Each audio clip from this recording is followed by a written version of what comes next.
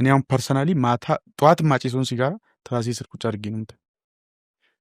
ካልሆነ ማታ ካላስቀመጥኩ አልተኛም፣ እንቅልፍ አይመጣም። ኧረ ተው። አዎ እንዴ እንዴት ምን ይዘተኛል?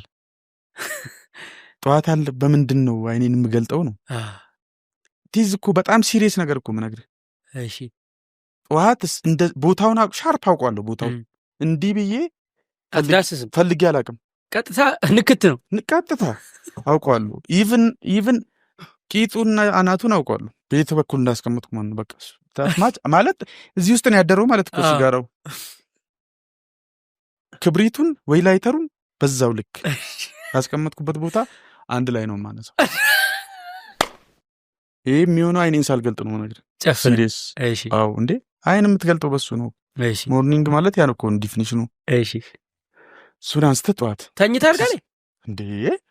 እና እንዴት ዶርም ውስጥ ነው ወይስ ዶርም ውስጥ? እንዴ ዶርም ውስጥ ማጨስ ይቻላል? ትምህርቱ ይቀራል እኮ ብያለሁ። በቃ ይቀራል። የቀረው ነገር ተስፋ የቆረጠ ሰው ነው ለካ። አዎ እንጂ ከህግ አንጻር አይፈቀድም የትም ማለት ነው።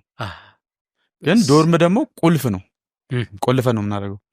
በዚህ ላይ በጣም ሲሪየስ የሆነ ነገር ዶርም፣ እኔ ማታ እንደዚህ ያስቀመጥኩትን ሲጋራ ሰው ማንም ሰው አይነካውም።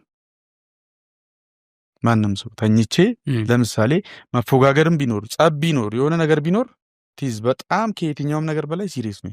እንዴት አይነካም። ድንበር አንድ ሰው ሲጋራውን ወስዶ ቢያጨሰው ቀን ላይ ያለውን ሲጋራ ወስዶ ማጨስ ይችላል። ይሄኛው ከሲጋራ ያለፈ ትርጉም እኮ ነው ያለው። እንዴ አይንን የምትገልጥበት ቢደብቁብስ? አይ እንደዚህ አይነት ጨዋታ የለም። በእሳት ጨዋታ አይሆንም። የምሬ ነው። ቶለሬት አታደርገውም። በጣም ወዶ ሰው ለምን አይሆንም? አይ ቶለሬት አላደርገውም።